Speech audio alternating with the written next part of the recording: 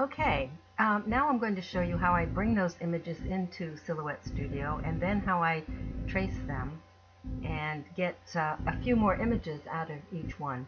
I obviously have established a file in my library called September Bundle, and I've already started doing this. The Mediterranean file is sitting here. I established that way I know that those images are in there. I also have one called Fairy Tale Watercolors and Pumpkin Season from the same September bundle. But what I'm going to do now is show you, I'm going to just do a little test file just to walk you through the procedures that I use to do this. So in my September bundle,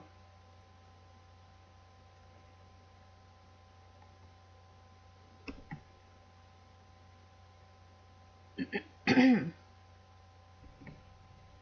in the September bundle, the first thing I would do is hit a new folder. And I'm going to call this one Test. What I would do in this case is call it Mediterranean, which I've already done. But just to show you how I do this, I'm going to have it open it as a test.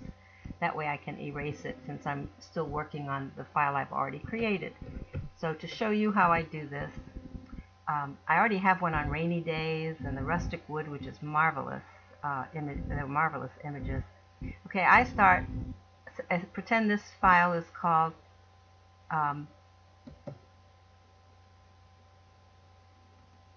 test, which it is. The second thing I do is add a new folder under that, and I label it Done. I have one on each one, and I'll tell you why I do that. You may not find that useful, but it is useful to me because I work on these images in between doing other things. So assuming that this folder here is called the Mediterranean, which I've already done, I'll open it up and see it's test here, and of course there's nothing in it. Now I'll open up the file of my 50% reduced images. Oops. Okay. And there it is. These are the 50% Mediterranean watercolor 50% that I just showed in the previous video. And I'm not going to do this with all of them, but just to give you the idea, I'm going to highlight one and maybe go down to, this many. Sometimes, because they're smaller images, I just select all of them and do the same thing and then go off and do something else while they're loading. But in this case, I'm just going to drag these files over into the library. And what I'm doing now is, there's 12 of them, and it will take each reduced image and start loading it. For some reason my laptop is being a little sluggish this afternoon. I believe it's doing some updating in the background, so you're not going to be able to see this. I'm going to put this on pause until it starts to resume so that you can see it in just a moment. Okay, it is now starting to load these reduced PNGs into the library. It's now, as you can see, loading the one called 0006. But it's being very, very slow. Usually this happens much more quickly. I also have my Silhouette Studio program open for convenience sake, and I also have the video editor that I'm working on open, and perhaps it's stressing the laptop at the moment. Okay, we're back. The program is now, or my laptop is now behaving better. So now it is transferring all of these images that I have selected into a library test file. I'm only going to do these 12, but you'll see how it works. And your computer probably will not be as overloaded as mine is at the moment, running all of the software. I did go back and close my browser and close some other things I had open. So that's one of the reasons. And then perhaps that whatever was running in the background quit running. Anyway, so now I have, as you can see, these images on the in my library. But if I go up to, let's see, let me close this out because I'm not going to do this anymore. So I bring them in. I also have them on my computer. Of course, that's what you see here on my regular SD card that I mentioned earlier. But now I'm going to show you how I can use these.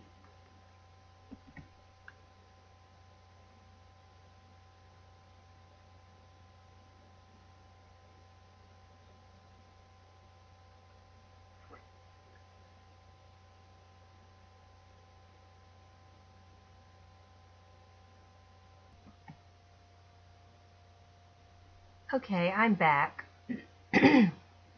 Excuse me. What I've done is moved all of these 12 items over into the library. And so I don't really need this anymore, so I'm going to minimize it, and hopefully that'll happen. Yes. So this file is called test. It has 12 of the items, the elements, or the images that constitute part of what I really do have in my Mediterranean file with 29 images in it. So I'll work with this 12 just to give you an idea.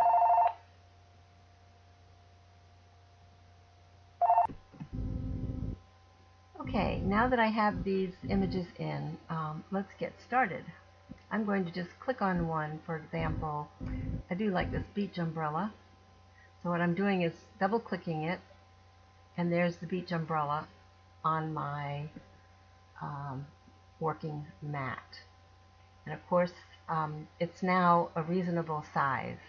So the first thing I do, but you can see that it has the white background, which I hate in the images, and I'll show you how I deal with that later.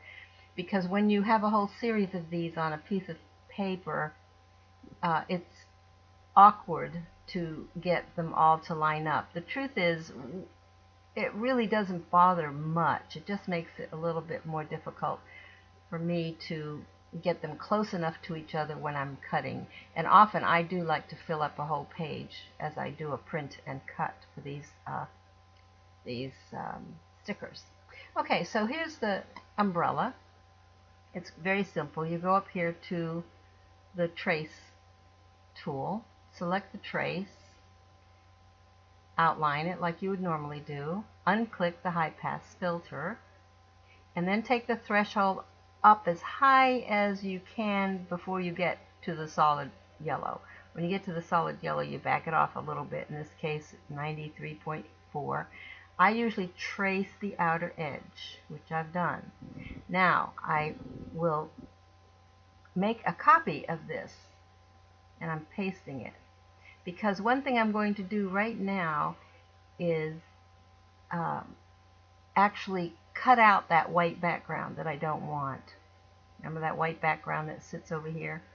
And what I use is this cut line will become like a cookie cutter, a crop cutter, in other words. But once it does that action, it no longer is a cut line. I'll show you that in a minute. So what I'm going to do is line this up as best I can, and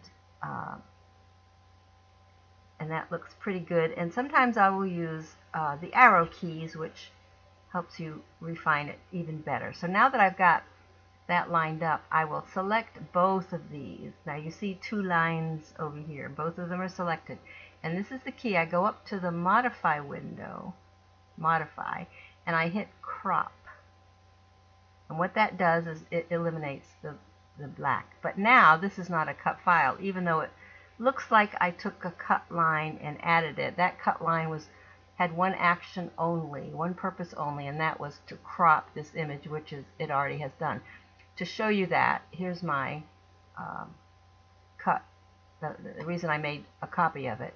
And when I click on the cut settings, obviously this is a cut item and this is not. So I'll go back over here and I'll do the same thing again. Okay, so now I have my image. It usually doesn't take me very long. I'll line up the thing with the arrow keys. It seems to work the best.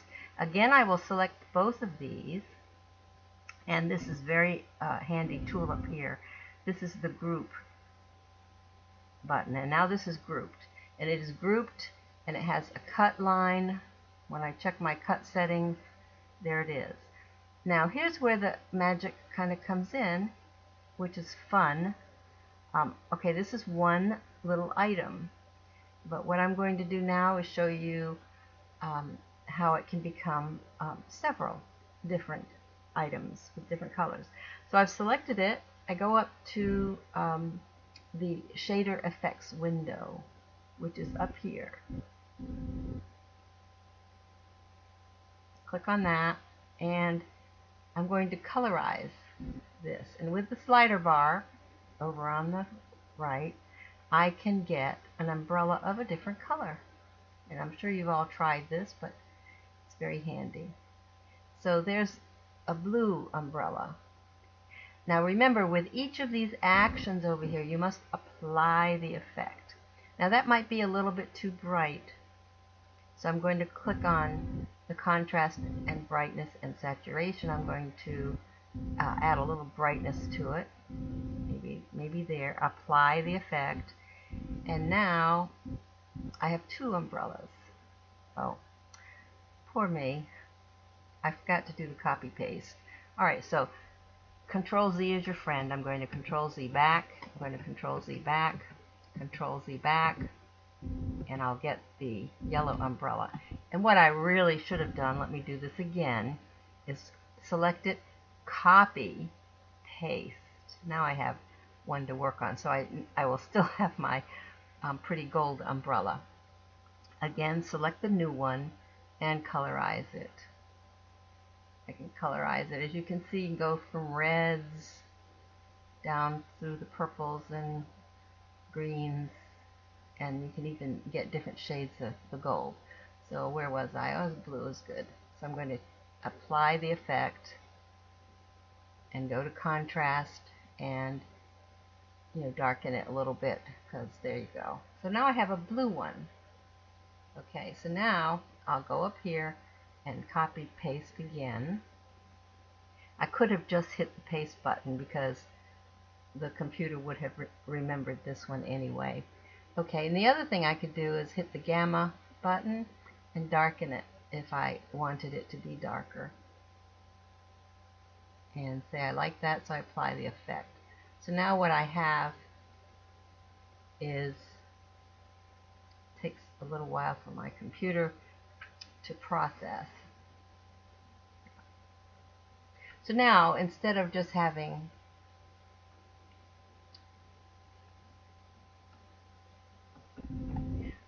now I have three umbrellas, a darker version of the first one and a blue one. I could continue this process, which would be paste and colorize, get a green one, apply effects, and have a green one. Unclick that and hit paste again, which what I could have done, and then change the color of that one. Maybe a little red one would be nice, a little red umbrella. There we go. And now I have one from one really lovely image. I have removed the background. I've saved the image at 50% because it's a little easier to work with, and I have several umbrellas now. I do not just have one, which was this one. I have several. Now here's what I do. Back on this file where I got it from, the reason I had added the done folder is sometimes I'll do these in my spare time, so I'll have a cut file ready to use when I want. I take the one that I just finished with and put it in the done file, so I know it's done. And then I proceed to do the next one. Going back to this file, make sure before you add another one that nothing on this file is selected. I could show you what happens there, and perhaps I will. I'll say I wanted to add to this page. And so I go over here and I select another image, say this image. I'll show you what happens, which is why you have to be careful when you go to select another image that you don't. What happened to this image is this bottle superimposed itself on this image. As it turned out, it isn't as bad as you might think. It just gives it a different look. But that's not what I would want. So I'm going to go back and take the bottle out and go back to the red umbrella. So make sure it's not selected when you go to select your next item. Now when I select the bottle, it's separate. It of course still has the white around it, and I would use the same steps as I went through for these to create a variety of different colors in the bottle. I'll show you quickly how I do that. It doesn't take very long. As you can see, it's a very quick process. You slider bar, threshold almost up, not to the total, and then I hit trace outline and check it out. Looks pretty good. Make a copy, paste, and I'm going to now use that as a cropping tool. I'm going to use my arrow keys and then select the whole thing, actually both the cropping tool and the image, go to modify, hit crop, and now I have no white outline. Now I can, but I also lost, I don't have a cut line, so in order to now make this a cut file, I'll highlight the image using my keys to kind of get it exactly where I want, then select both the image and the cut line, and up here hit group. So now I have this. So let's see what happens when I want to change the color.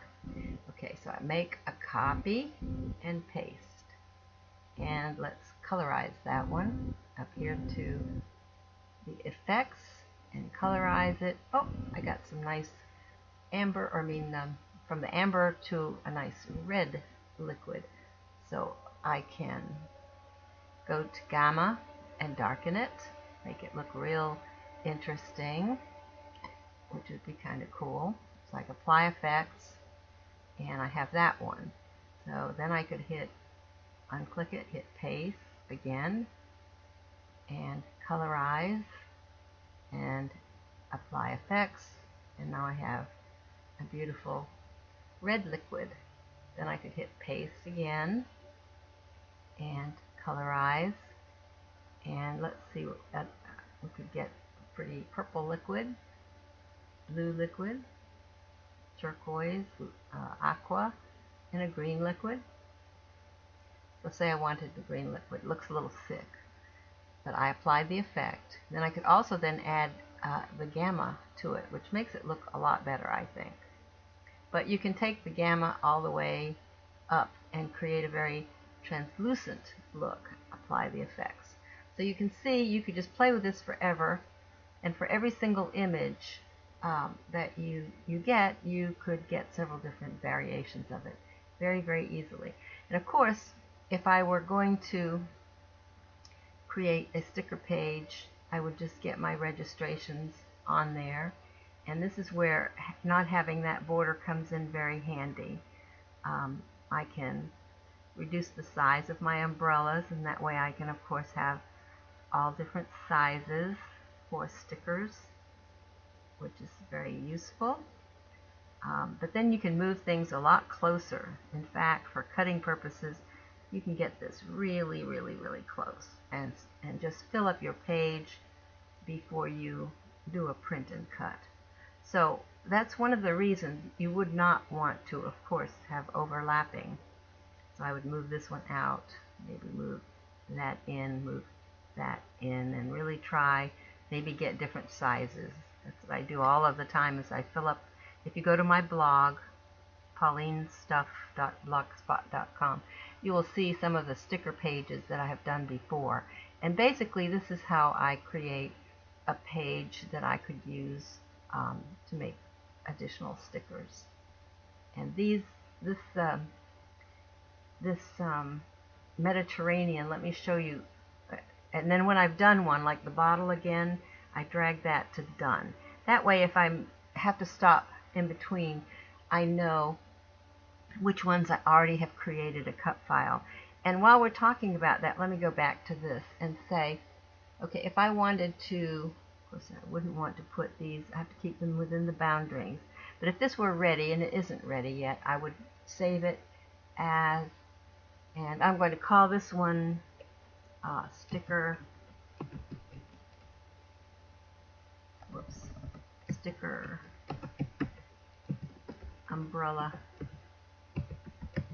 bottle 1, in case I want to change it. Okay, so now I'd save it there. Now this is going to be saved on my computer.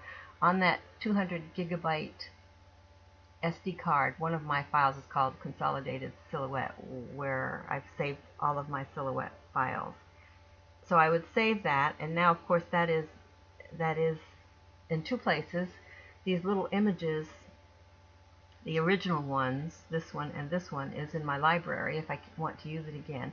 But now I've created a cut file. And what I now do is I go to the Windows snipping tool. By the way, you can see what I did here. I've already done the sign. There's a beautiful sign, and I created various color versions of that. That was the last one I saved. But now I'm going to save this one. And what I do is I drop it down and I give it exactly, except for the Studio 3, Studio 3, I give it exactly the same title.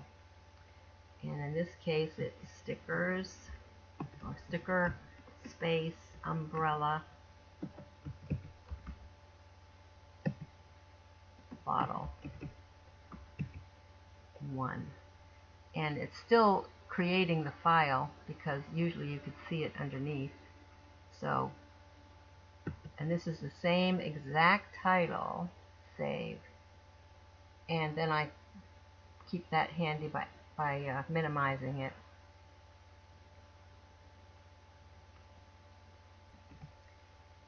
So when I go to my consolidated silhouette file, which I have here, my grandson's looking to be an applicant for West Point, so I need to do a birthday card for him. That's what this was.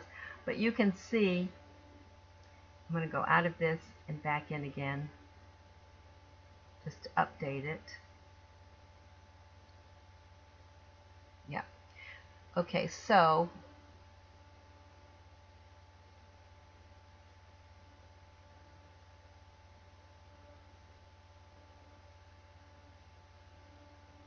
it is still churning away. Okay, there it is.